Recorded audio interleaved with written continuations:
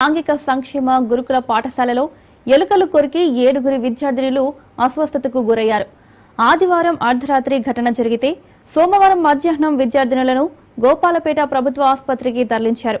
ఎలుకలు కొరికిన విషయం బయటకు పొక్కకుండా విద్యార్థినులను గురుకుల ప్రిన్సిపల్ నర్సు వెంట పంపించారు.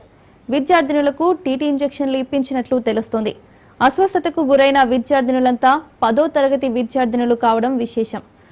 అస్వస్థతకు గురైన విద్యార్థినుల్లో శశిరేఖ, భవానీ, జ్యోత్స్న, కీర్తన, స్నేహ, ప్రసన్న, సౌమ్య ఉన్నారు.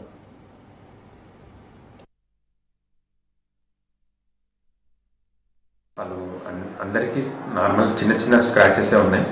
ఒక అమ్మాయికి మాత్రం కొద్దిగా ఒక 1 centimetre size 1 x 1 centimetre size scratch ఉన్నది.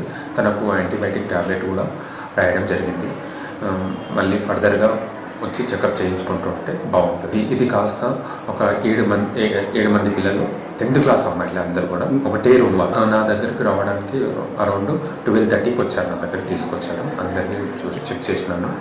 ఒకరికి వేలు, ఒకరికి కాలుకు, అందరూ గురుకుల పాఠశాల ఒకటి డిఫరెంట్ సెక్షన్స్ బట్ ఒకటే క్లాస్. నాకైతే ఇంతవరకు అయితే మంచి ఆరోగ్య కోఆర్డినేటర్ ఉంటారు, నర్సింగ్ ఉంటారు.